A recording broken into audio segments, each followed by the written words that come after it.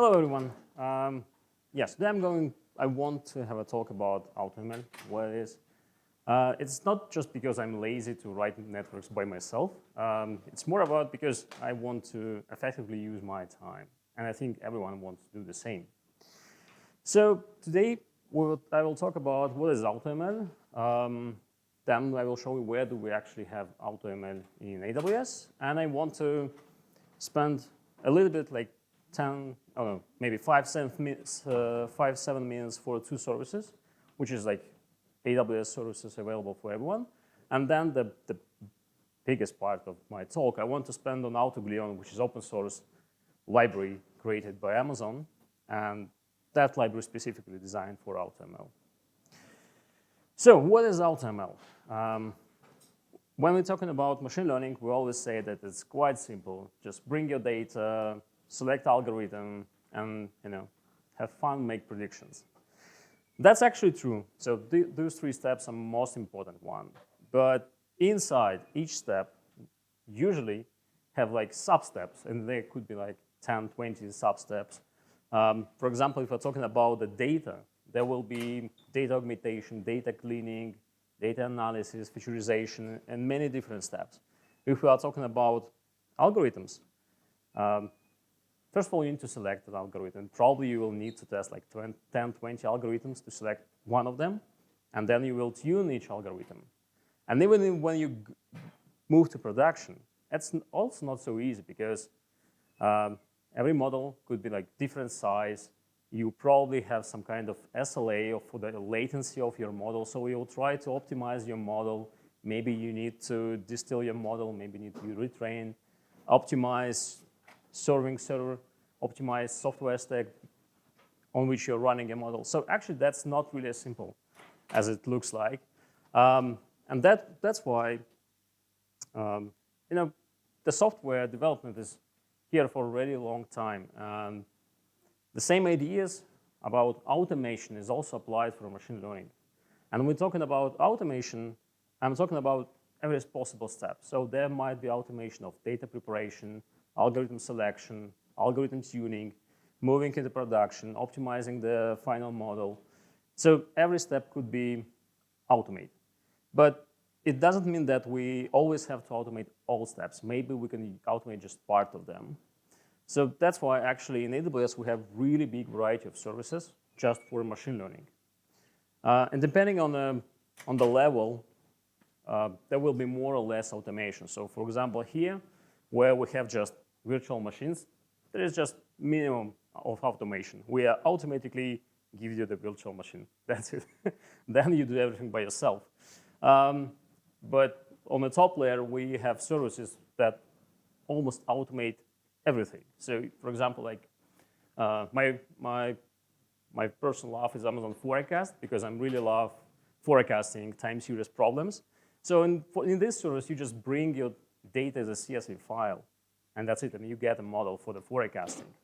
It could be used for any kind of problem of forecasting, like demand forecasting, inventory planning.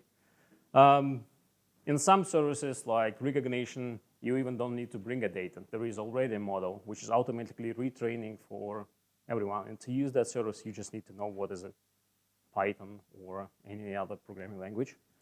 But today I want to talk more about services that actually require some actions, at least. So the first one is a SageMaker Canvas.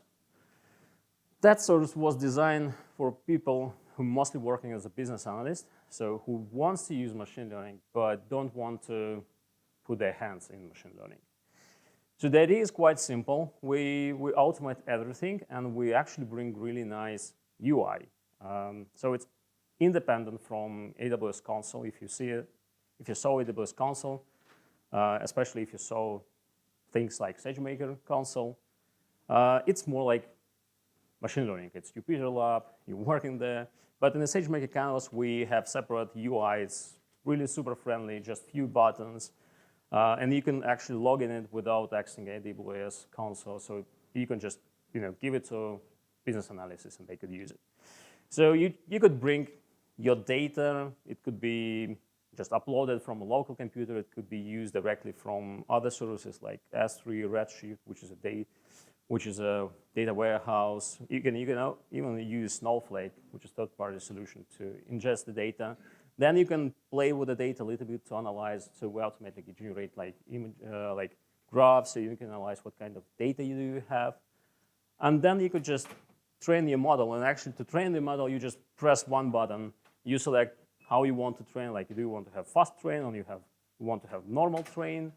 And then we are training your model. So actually, on the back end, we are doing things like featurization, feature selection, training of many different algorithms. We're optimizing hyperparameters. And they would just bring you, like, here's your best model. The metrics like accuracy, graphs like row on the curve. So there are many different things and many different graphs. That services could be used for things like regression problem, classification problem, time forecasting problem. Yeah, it's super easy to use. You don't need to do anything. If you want, then you could just select your model and share it with a data scientist team who have an access to the, let's say, more mature services like SageMaker. So they could actually play to help you to optimize your model. And then at the end, you can make just one prediction if you will put it manually, like all values, or you can just use it for a batch inference. So you provide your file, and we give you back all inferences for that file. That's it. That's super easy to use. That was the first service. Second service, which I want to highlight today, is Autopilot. So it's the same idea. We want to automate as much as possible, but still give you at least an option to control what is going on. The idea is also, as in the canvas, just bring the data, run the Autopilot, and if you want, deploy the model and get the predictions. But on the back end, so actually what will happen? So it's super easy to use. You just press one button again. In the back end, we will automatically analyze your data. We'll train many algorithms, tune hyperparameters for them, and we will select the best model for you. But in a comparison to the canvas, where it's like a black box, here we will also generate 3 notebooks for you. So the first notebook will be data exploration. We'll show you all problems with your data, like missing data, too much duplicated data. So we will analyze that, and we will give you a notebook with with all our findings in your data. The second notebook will be about how we train the models. So we'll show you all models that we trained, all algorithms, all parameters. We'll give you the final leaderboard of all those combinations, so you can see how exactly we made a decision about the best model. Yeah, the third notebook I will show you a bit later. So that's how an exploration notebook looks like. So we give you like the samples of your data, and we'll give you the feedback row-wise and column-wise, what's happening. Yeah, so you can select. Just one button to start. Okay, that's a good question. So first of all, you could select if you want in advance it, but by default, we will try to understand it, because like if you have just 2, 3 possible values in a target column, that's probably classification. If you have big variety, this is a regression. So it's quite simple. Yeah, so then we'll give you the notebook with the possible candidates, like all algorithms, all hyperparameters, everything will be available for you. So actually, then you can just take that data and train whatever you want in the AWS, outside of AWS. It's really up to you. And the last notebook will be about feature importance. So we'll calculate feature importance for the best model. So you can get a little bit of, yes, that's based on shop values. So you'll get an understanding which attributes were most influence on the final decision. For example, for classification. Yeah, I don't remember exactly. It's publicly available on the website. I could open it on my cell phone. We can take a look. So it's not a secret. I just do not remember. Sure. I'm not using that a lot in my daily work. Yeah. So those were services which were designed to run things fully automatically. In the first case, you do nothing at all. In the second case, you have a visibility of what's going on.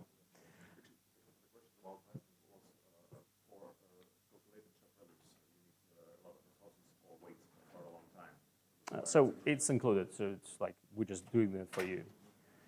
In SageMaker, there is a component specifically designed for that. It's called SageMaker Clarify, and Autopilot is just using that component to calculate. So that's a topic when I want to spend more time because we're on a PyData, not AWS Summit. The AutoGleon is an AutoML library designed by Amazon and published to the open source. So it's available for everyone. You can use it. Yeah, as I said, that's a toolkit that specifically designed for machine learning, and the idea was to help people to start using machine learning. So it works for things like, it works with the text data, it works with the image data, it works with the tabular data.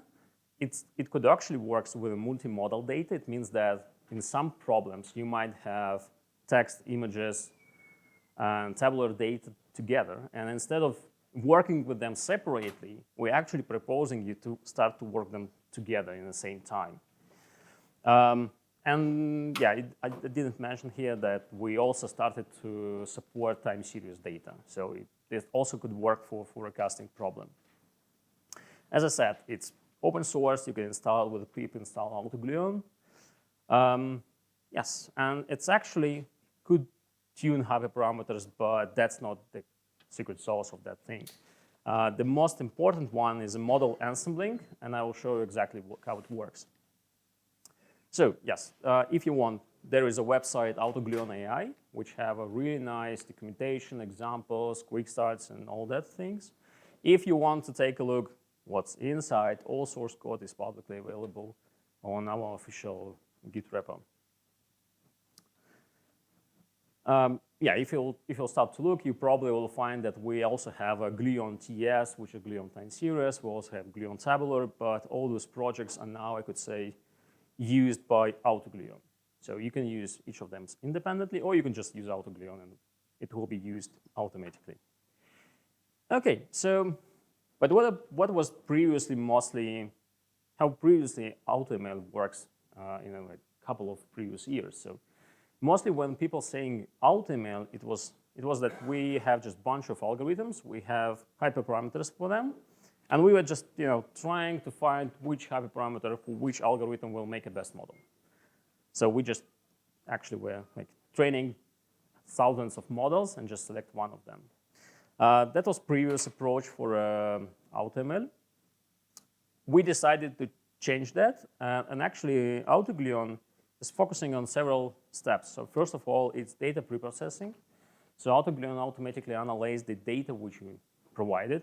So he's selecting attributes, he's selecting features.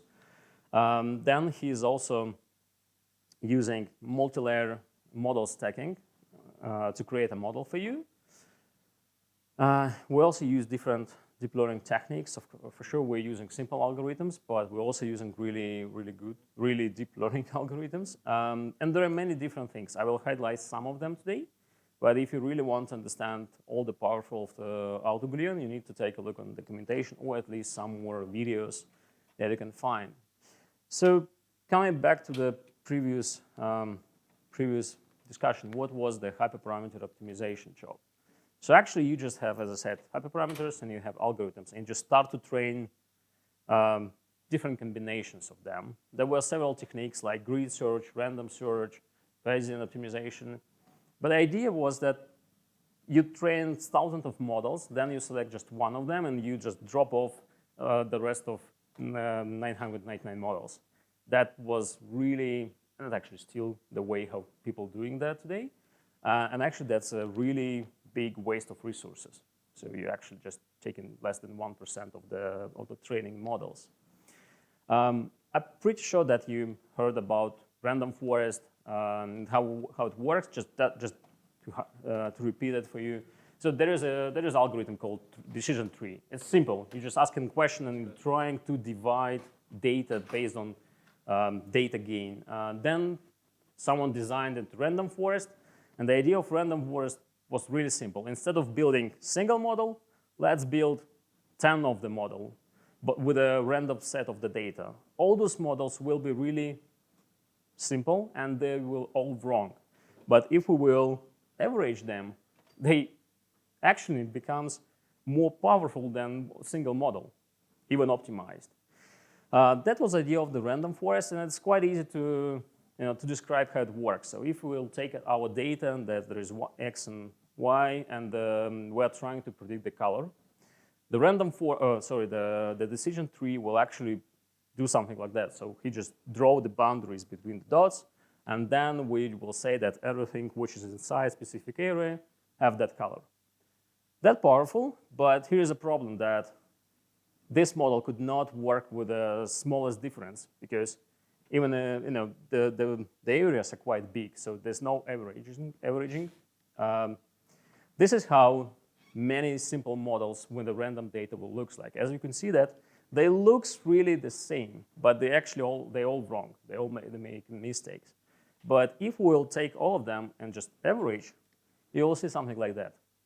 So it becomes more powerful because there is not so strict borders. There is some averages, so predictions become stronger. Yeah, that's an idea of random forest. It's really simple. It's beautiful. As I said, all models are wrong inside, but they're wrong in different directions. And when we average them, we just help them to compensate each other. That's called variance cancellation. And we decided, another story before that. So how actually that idea of the random forest started to grow. There were many competitions. One of them, for example, the next Netflix prize. The competition was to beat the Netflix current model by 10%. And it actually took like 2 years of many teams to build such model. And that model inside was built by 102 separated models. And yes, they they won that competition. Everything was great, but what Netflix engineers told to them that, yes, you beat that model, you have really strong model, but the effort to take that your model into productions is so big that we will not do that. So that's a problem. So you can win competition, you can build really strong model, but it will be impossible to repeat it and use it in the real production when you need to continuously improve your model. And that's the way how many competitions were won. There is just an example of different models. So you can see that there is a model which used 500 models, then it used 125 models. You can imagine that there is more than 1,000 of the models just to solve one task. It's impossible to use it in production. That's nice from a research point of view, but it's not production way. But can we actually use the same approach to build a stable performant model, but without super overfitting to a specific case, like make it really case independent? Maybe we can actually use the same idea of ensembling models, but without need to have a knowledge. And maybe we can do that in reasonable time with a really simple, nice API. Yes, that's what AutoGluon was designed for. So the AutoGluon used that idea. If you're actually interested, yes, there is a link. If you want, you can just Google AutoGluon papers. You could find papers that we wrote. So I'm not an author. I said we as Amazon. We wrote about the idea of stack ensembling. But the idea is this one, what you see on the screen. So we're taking different models. And if you will recall, the random cut forest used the same models. So it was always decision tree. But we proposed to use different models. So let's use catbooks, XGBoost, let's use transformers and put them all together in one. So we're just training first layer of the model. Then we took outputs of those models, we concatenating it back to the initial data set, and we are training next layer of the models. So that's the way how actually, let's say, one model could learn the output from another model. So models start to share knowledges. And that was really powerful approach. Then in the end, we just making some weighting, averaging them, and you get an output. And we could use more than one layer. So if you want, you can have 4 layers of such stacking. It's really up to you to control it. By default, we use 1 or 2, but you can just change that parameter during the training. Yeah. But it will. I couldn't say that I saw a lot of time when 4 or 5 layers make some difference. Yeah, so that's an idea of stack ensembling. What we're using as a basic model. When I say basic model, I mean those model 1, 2, and n. So for basic models, we're using gradient boosting models like XGBoost, LightGBM, CatBoost. We're using several custom tabular neural networks. We're also using things like scikit-learn, random forest, XA3, KNNs. We used for images things like EfficientNet, ResNet, YOLA. For text, we use Baird Electro, and actually we integrated Hugging Face. So now we use Hugging Face models as part of the AutoGluon during the training. But as I said, you actually might have a multi-model problem. So when you have images, text, and tabular data as data for a same question, and instead of working with them separately, we are proposing to start work with them together. So that's an example of one of the possible data sets. So for example, like you want to predict will be that animal taken by someone or not? So you actually have an image of the animal, you have a description, and you have some tabular data of the cat. And you want to predict will someone take it or not. And for that, that's again, you see that they're just in images from a paper. So if you're interested, you can read it. So we're just repeating ourselves, but instead of the just simple models like CatBoost, XGBoost, we also start to use transformers, like from Hugging Face, like ImageRed, and that's the way how actually gradient models starting to get understanding what's going on in the transformers model, like an output of the transformers. Yes, so we made some tests. So those tests were made in 2020. In this year, there will be new. We will release new tests. It's on the review right now. And for a multi-model problem, AutoGluon won 23 from 29 possible data sets. And from 11 data sets, we also won from 11 data sets on the Kaggle, we won 7. So as you can see, AutoGluon is a really powerful thing. Yeah, there are some more examples, like we took like second place on several Kaggle competitions. We took first place on the mechanical competition. But I want to highlight this one. It's AutoGroup. We took foreign. It's still Karl Master. It's still really good to have been put in. But its place is not really important. The more important then, we took that place with just 4 hours of training. While to beat that results, people spend like 2 months of working like a team to do something better than 4 hours of AutoGluon training. So as I said, I'm not lazy. I just want to use my time more effectively. If in 4 hours I could do the job, which usually took 2 months, that's great. I could spend time on something else. And actually, to obtain all those results that I showed, we didn't optimize hyperparameters at all. We just use standard hyperparameters that AutoGluon have by default. And to create those results, you just need 3 lines of the code. So on the first line, you import AutoGluon as a library in a Python. On the second line, you just creating an object predictor, and then you specify parameters like where is the training data, which metric you want to use, which presets you want to use. The presets is a really important thing. Presets define how we will train the model. So there is best quality, means it will be a super good model, but it will take more time. If you want, you can use something like medium quality. It will be like 16 times more faster to train, but it will be less accurate. So actually, we have a table in the documentation of all presets and what kind of difference in training time and quality you might get by changing them. Let's say at the beginning you might use medium just to get the first experience, but then you can use best quality to get the best model. So that's it.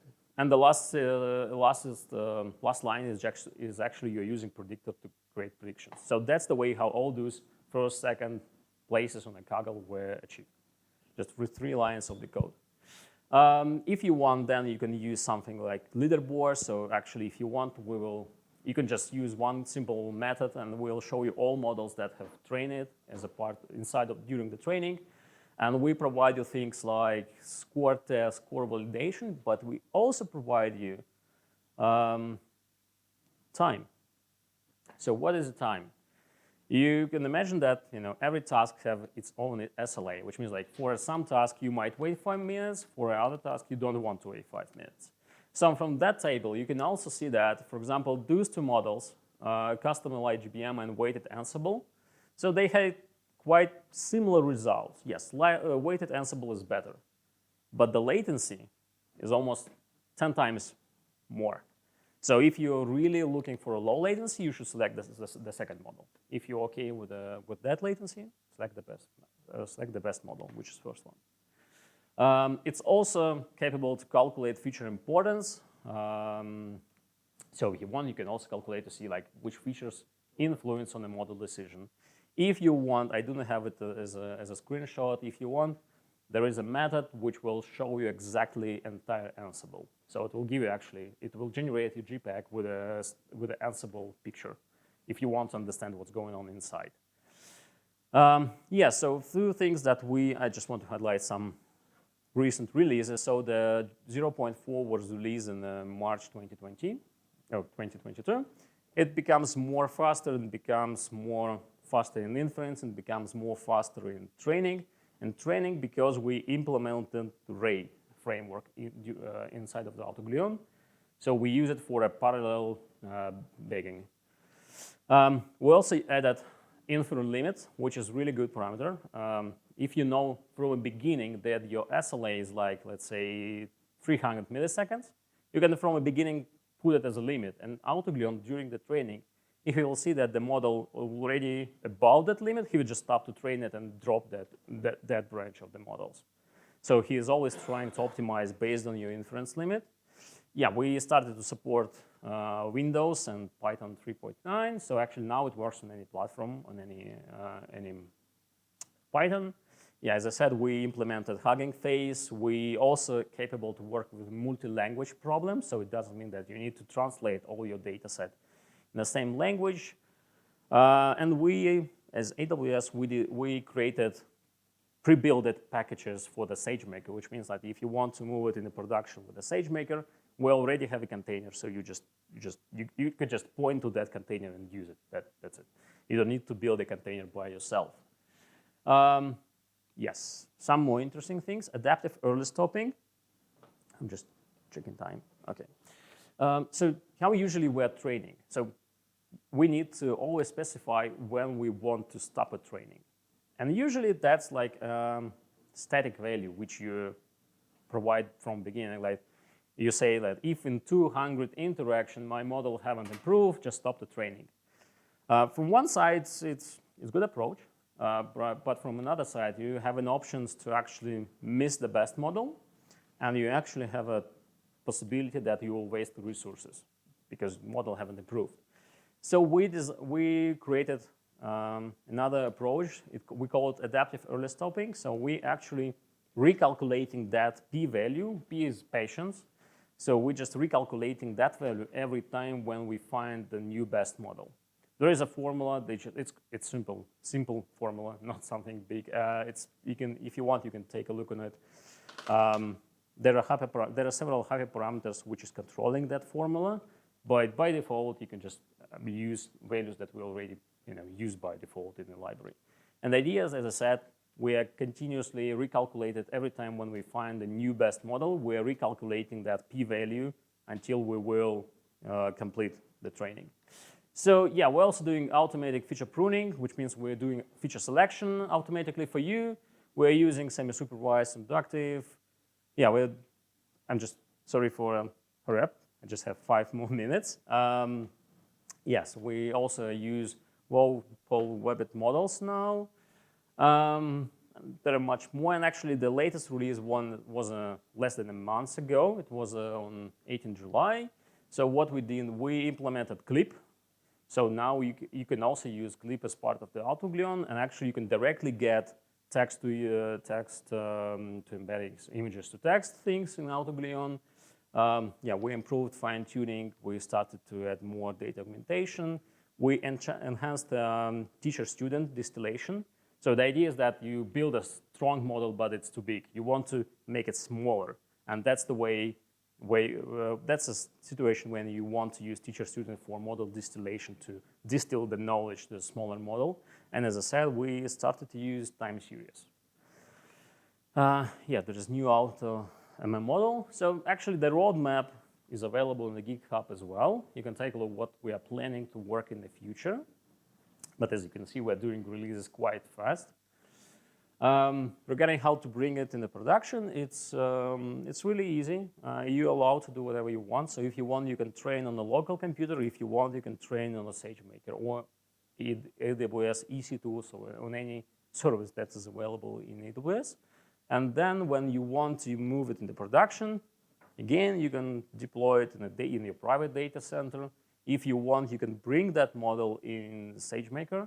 As I said, we have already pre-built containers. And even if you want, you can move it into AWS Lambda. If your model is not so big and the latency is fine for you. Yeah, so the short summary. So today we talked about two services and one open source library. So the Canvas is for a business analyst who want to use machine learning but don't want to put hands on inside of machine learning. Then there is a SageMaker Autopilot, which is more designed for data scientists who want to create first prototype really fast and get, let's say, first view on the problem with the data and which algorithms works for that problem. And then we have an AutoGleon, which is the model, the library which could build you state-of-the-art models, and it works just with the 3 lines of the code. But inside, there are many interesting things are happening. And it's open source, so you're allowed to do whatever you want with it. So that's it.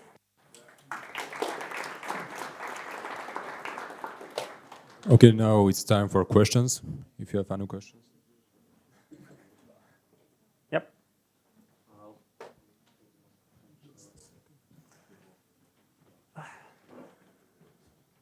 Quite impressive.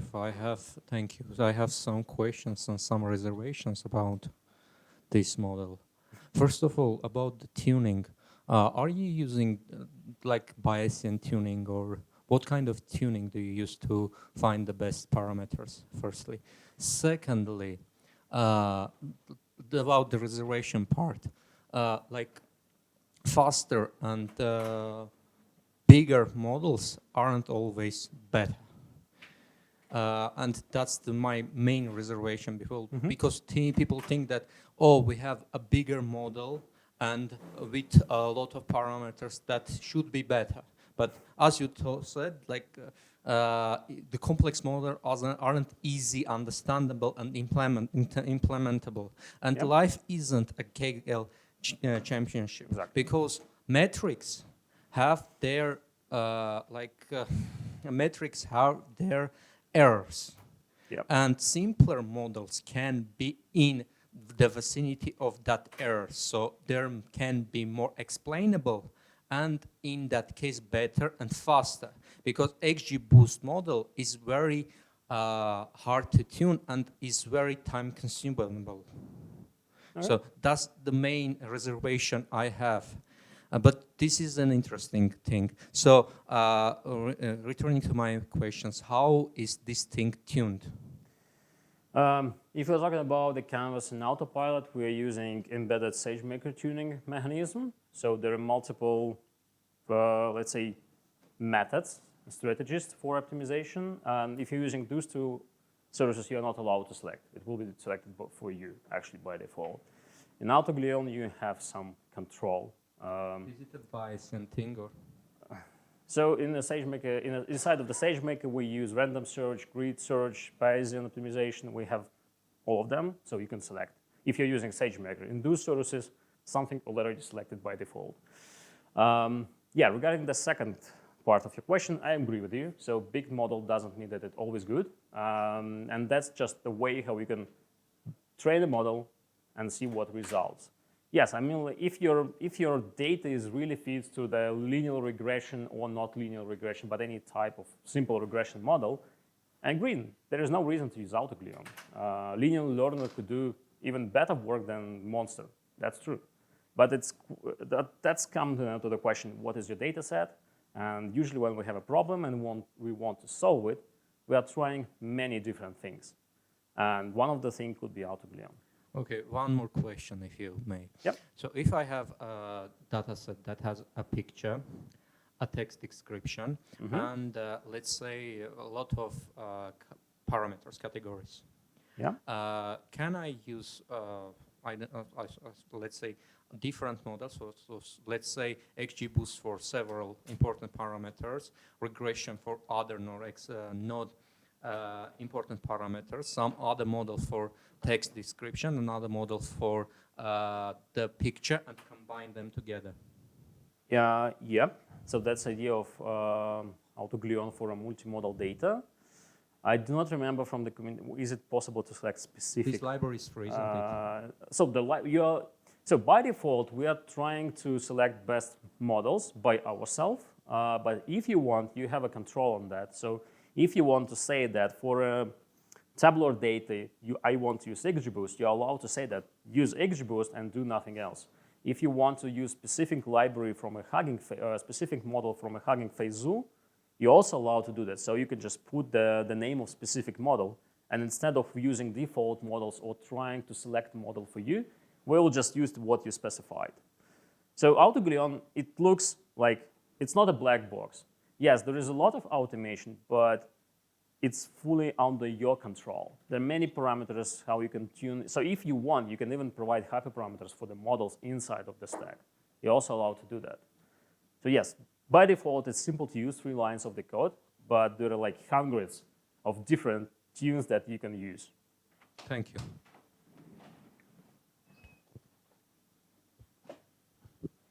Thank you for presentation. I have a question about model stacking. When you stack different models, are they for the same task? Like, for example, you have tabular data, like you are using like decision tree or random forest. Then you have output of data. Then this output concatenates initial data, yes? And other model is something like tabular data model, or can be in a, like convolutional network or something else? Good question. Yeah, I didn't mention that, but just where is the picture? The question is that are we using same models on the first and second layer? Yes, exactly. We're using same models. So model 1 is the same as model 1. Exactly the same. Yes. So we are using the same models, but we are retraining them because now they use different data set, because that's a bigger data set which is concatenating with the output of previous models. So let me paraphrase it. So we are using the same algorithm on each layer. Like model 1 used the same algorithm as this model 1, but the data set is different, so we are training this one and this one independently. Thank you. And also, second question, maybe I missed, but I don't know. Do you speak about the Amazon SageMaker applications? I am familiar with that, but didn't yet used. I want to know when can I use SageMaker? So what is a, nothing. Yes, I said that word several times, but I never said what it is. What is a SageMaker? So inside of our stack of the services that I showed you, we also have, I talked about the lower layer where it's just infrastructure, and I talked about the high level where we have services. But this is a SageMaker. Here's in the middle, so that's a platform. In that platform, there is component to get resources. There is component we have a feature store. We have Clarify, which is designed to find bias, to also create explainability things. There is notebooks, so there is SageMaker Studio, which is like our version of Jupyter Lab. So there is a component to train hyperparameters to deploy. So yes, you can deploy models, train it on the SageMaker. You just say deploy it, and that's it. We'll automatically handle things like auto-scaling, monitoring, drift detection in an incoming data, drift detection in a model as well. So the SageMaker is a platform. But as I said, if you want, you can use it, or you could just use EC2. It's really up to you. In AWS, we're not trying to force you to use something. AutoGluon could be run here, just on virtual machine. And AutoGluon could be run in SageMaker as well. Okay, so in deploying production also is mentioned. So it's popular to do via SageMaker. It depends. I could say that if you are looking for an entire platform to start building machine learning, yes, the SageMaker is brilliant. It gives you the entire pipeline. So it's like from data exploration till the model deployment and model monitoring. But at the same time, you probably have your own, tools that you love. So someone loves Airflow and they want to orchestrate it with Airflow. In this case, you could just use part of the SageMaker. Actually, Airflow have components to control SageMaker. So you can run training jobs in a SageMaker and controlled by Airflow. It's also possible. So that's a component. It's like a Lego bricks. You can use whatever you want.